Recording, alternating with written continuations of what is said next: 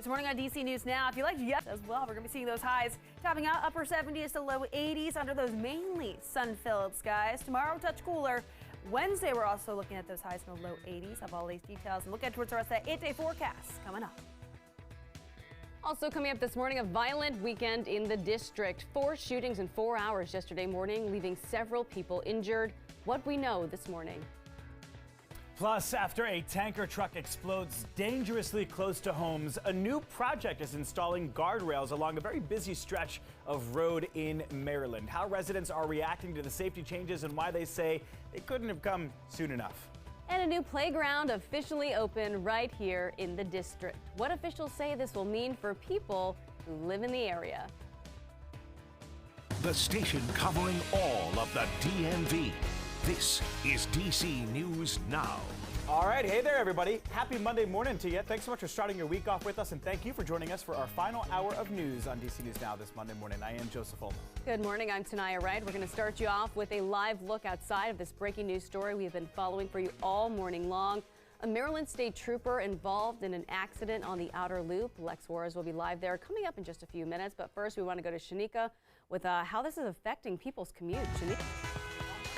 Yeah, traffic is still backed up. We are tracking delays. We've been tracking them for hours now. And if you're on the inner loop coming off of 270 from the spur toward 95, that's on the inner loop right near 193 is where that crash happened. But it's going to take you roughly an hour to get past the situation. So do avoid it if you can.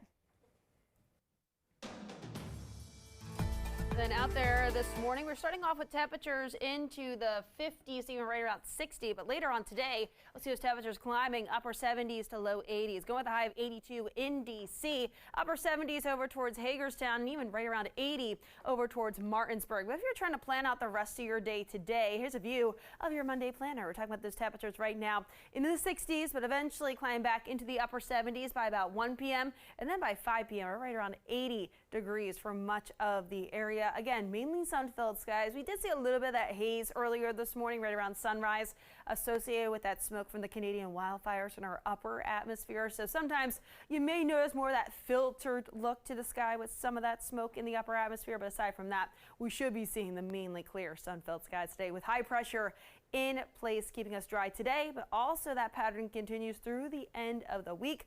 Next chance for some showers appears to be this weekend. I'll have more details on the timing of those coming up. Guys. All right, Jackie, thanks so much. Well, right now, as we just mentioned at the top of our hour here, a Maryland State Police trooper is in the hospital after a crash this morning. That is right. Our Lex Juarez is live along I-495 where this all happened. So, Lex, what have you learned from police? Right, well, that trooper that you mentioned, he is in the hospital. He is in shock trauma in Baltimore, so this crash definitely causing some major injuries there. The driver that rear-ended that trooper also taken to another local hospital here in the area, and that's all we know about their conditions right now.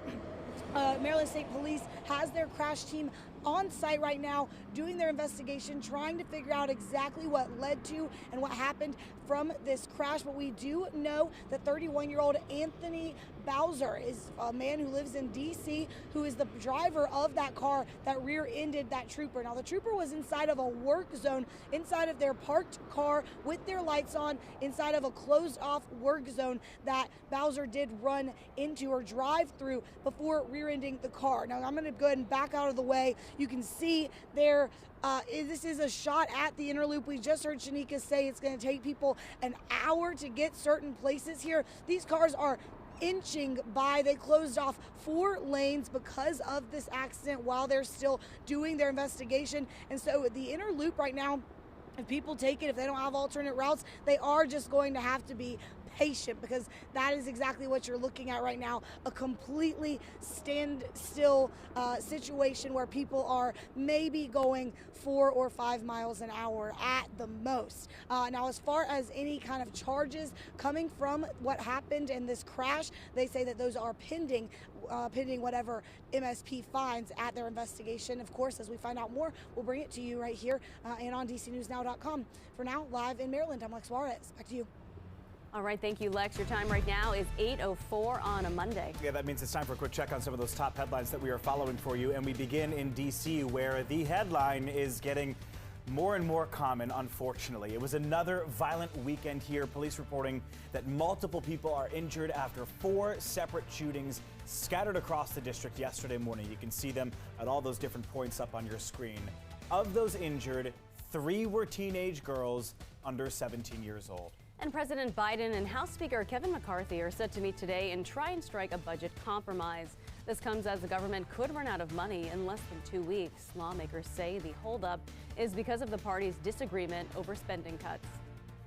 And we have a winner. National Treasure took the crown at the Preakness Stakes on Saturday. Meantime, spring fashion was on full display with thousands crowding the infield to sip Black-Eyed Susans while wearing their best.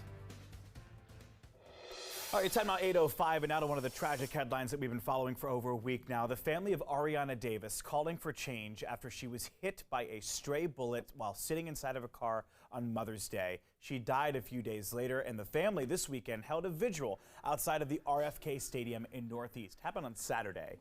Davis was one of 3 children who were shot on Mother's Day. Her uncle is a local pastor. He says this is just the latest tragedy the family has had to deal with.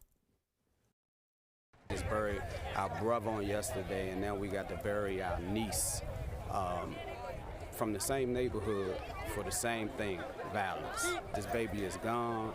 We'll never get an opportunity to ever see a graduation, never walk across nobody's stage, never be able to do anything.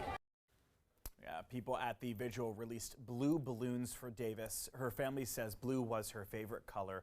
Listen to this. So far this year, police say 44 kids have been shot in the district.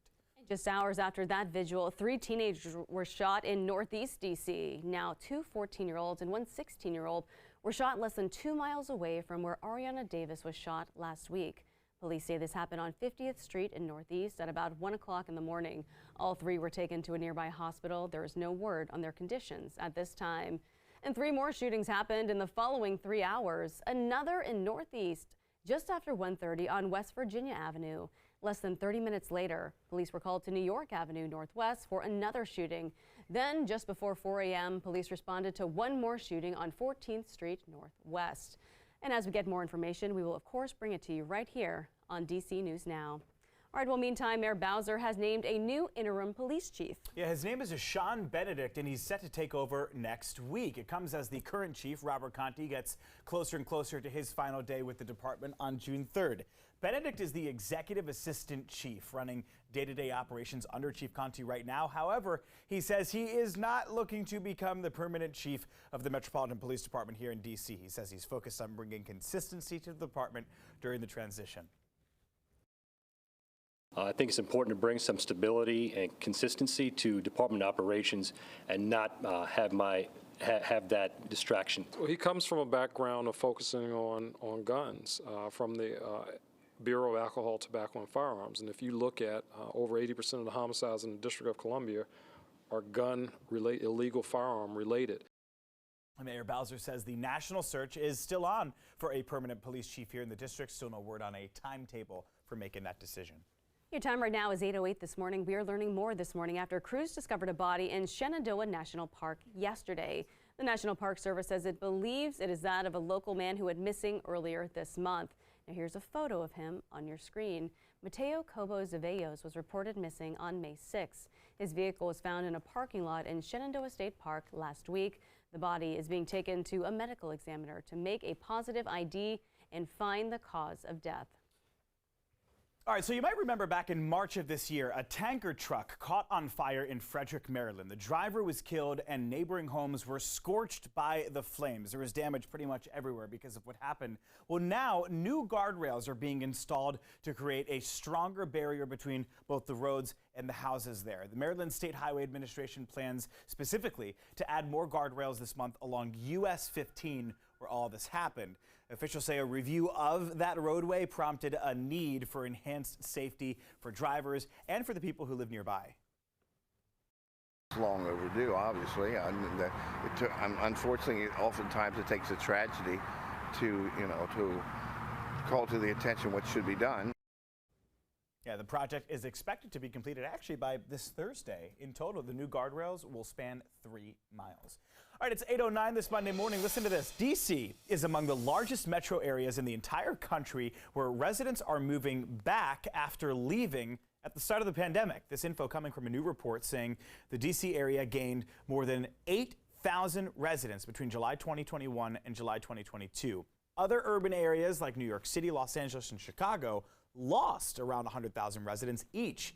And as for where we stand right now, well, the number of people living in the DMV comes in at around, any guesses? 6.4 million people. So how much does it actually cost to live here? According to Zillow, the West Virginia rent estimate as of December 2022 was just $950. Rent this month in Maryland is down slightly last year, but not by much. It's sitting at around $1,800. In Virginia, it's nearly $2,000, and in D.C., it's a whopping $2,600. That's just for the average rent. Well, if you are looking for help of how to pay your rent, we have more information on rental assistance programs right on our website at dcnewsnow.com. Meantime, some bad news if you're looking to buy a home. New numbers show the average long-term U.S. mortgage rate rose to 6.39% this week. This is all according to Freddie Mac. The average rate just a year ago was more than a full percentage point lower at 5.25%. It is significantly higher than the average rate of below 3% that we saw during the pandemic. Meantime, existing home sales fell in April by more than 3% from March. And year over year, sales dropped more than 23%.